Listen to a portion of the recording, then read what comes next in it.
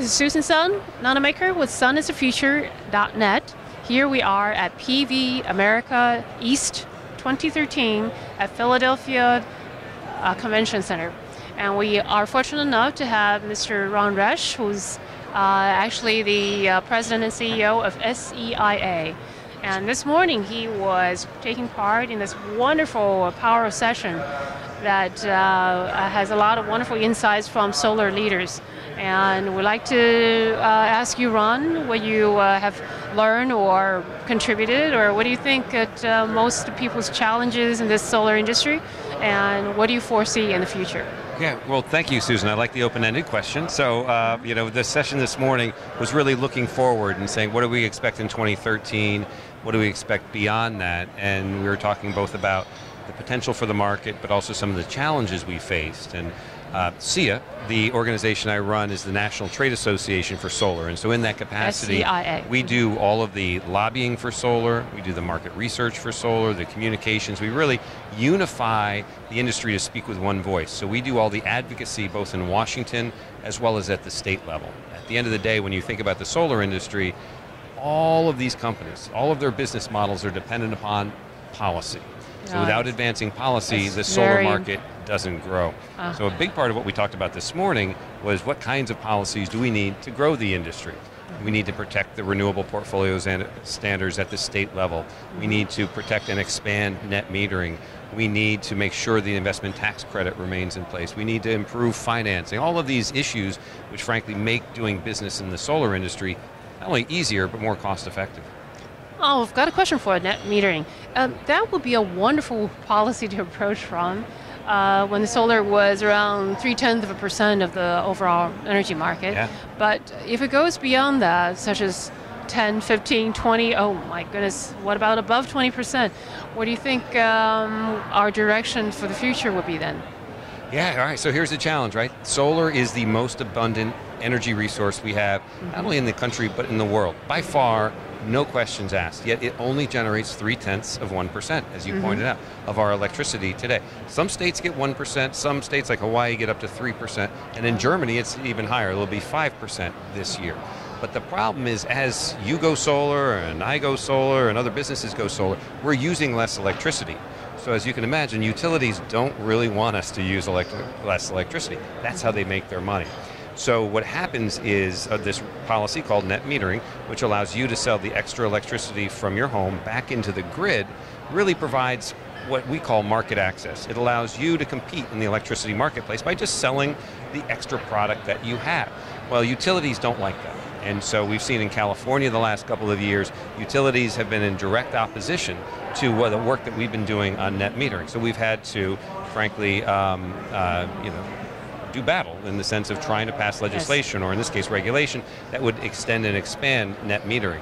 So they're doing this in California, and we're only at 1% of the electricity. We've got a long way to go to change their perspective in order to get to 20% or 30%, or frankly, where it should be at 50% or more of our electricity. Well, the cost of solar has gone down tremendously within the last few years. So if the utility companies do not make great effort in trying to keep people on the grid, what do you think would happen in the future if the cost gets so low that they can actually just go off the grid? Well, it's funny, if we don't develop net metering policies that work for us, what's going to happen is the utilities are going to run into a real issue with respect to electricity demand in two respects.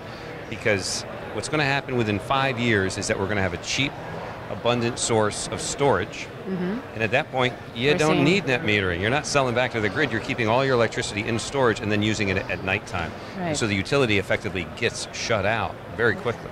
So people drop off out of the grid and their worst nightmare actually happens. The model today with respect to net metering, I think, creates a business opportunity for utilities. They could lease you and put the solar systems on your home and and operate them very similar to Solar City or Sunrun and some of the other companies, but they're not doing it yet. The utilities have not embraced solar. They've not figured out their business model, in a large part because they're kind of antiquated. They're government-protected monopolies. I mean, there's nothing more antithetical in a free market system than a government-protected monopoly. I mean, it's basically utilities and Major League Baseball. Those are the only monopolies out there that are left today. And the reason why is we support competition. that America's made great on both competition and free enterprise. That doesn't exist in the electricity marketplace. But that's exactly what solar is. Solar is competition. We are providing a new choice for homes and businesses to generate your own electricity. Yes. So net metering, it has to come to the fore for utilities to embrace, simply because if they don't, we're going to find another option is going to be a technical solution like storage, and which shuts them out completely.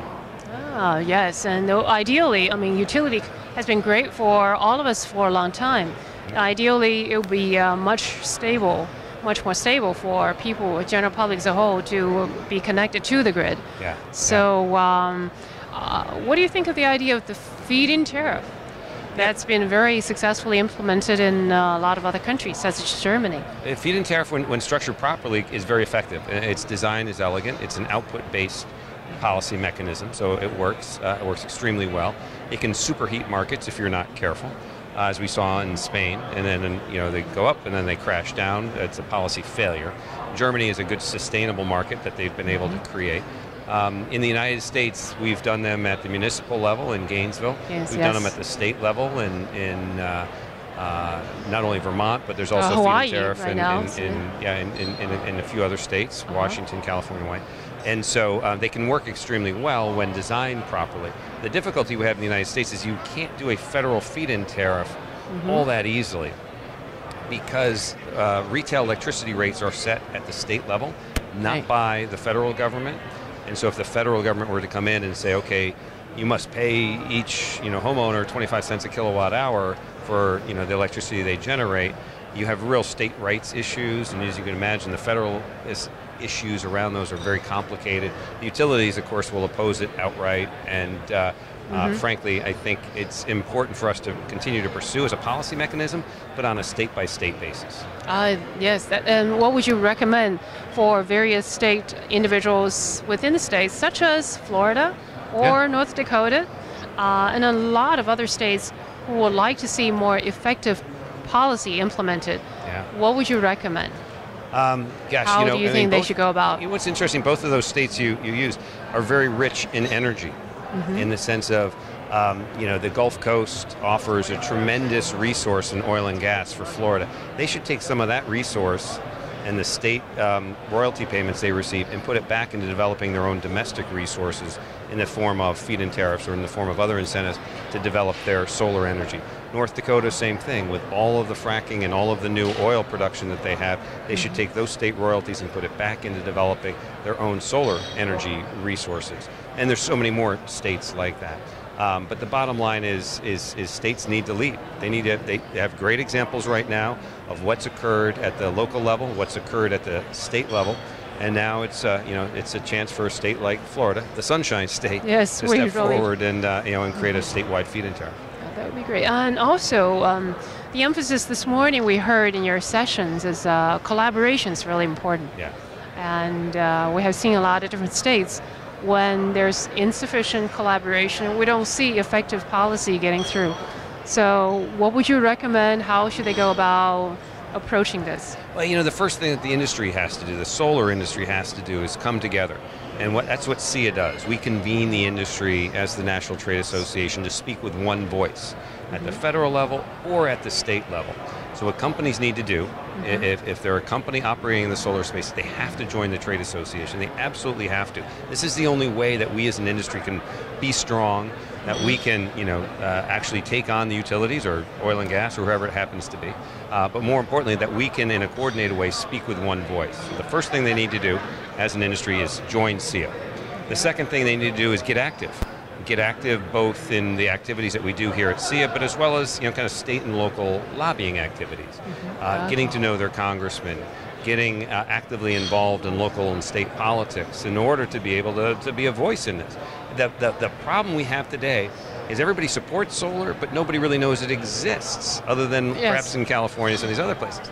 And so we need to make sure that our companies are letting the elected officials know that they exist, that they have a presence, that they're employing thousands of people within their state.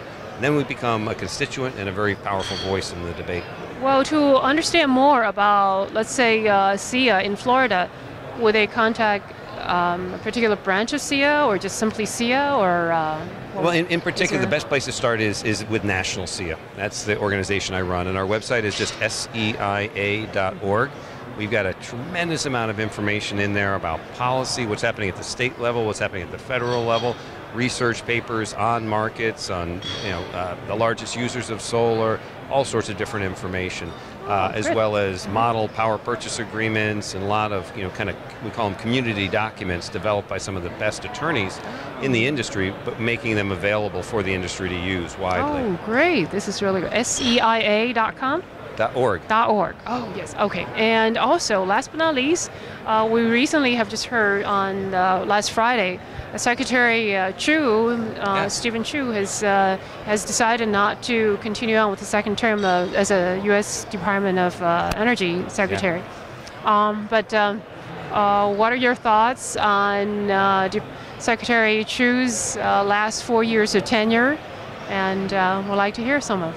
Yeah, he's been great. Secretary Chu put in place a number of different programs that have really helped the solar industry. Certainly the loan guarantee program, both the 1703 and the 1705 programs, have been fundamental for creating large-scale solar projects in this country, both PV as well as solar thermal, and supporting manufacturing.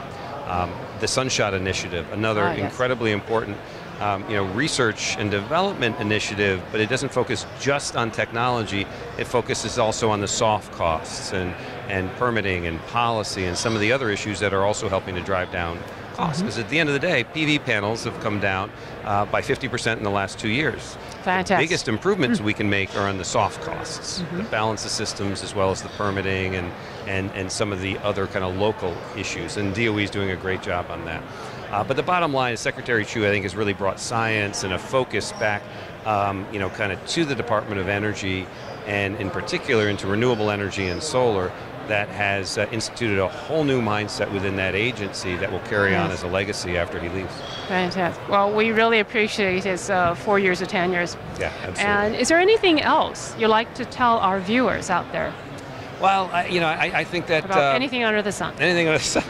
Well, I certainly think that the solar industry is probably one of the most exciting spaces there is today within our economy. One of the fastest growing segments of our economy, there's no doubt. Incredible amount of entrepreneurial spirit and innovation. And for people who are thinking about getting into solar who haven't done so yet, there's plenty of room. I mean, it's going to be a much larger industry in just a couple of years than it is today. We've got 120,000 people today. We expect in 4 years to be at least twice that size, with over 250,000 people working in the industry. And that will be a wonderful future. Oh, absolutely. Oh. And the innovation continues. So be a cleaner, healthier, and much happier world, I think. Exactly. If we can head in that direction. Oh, it'll be really great. Well, thank you, Susan, so much. Well, thank you very much. Nice to meet you. Signing off, Susan Sun Nunamaker with sunisthefuture.net.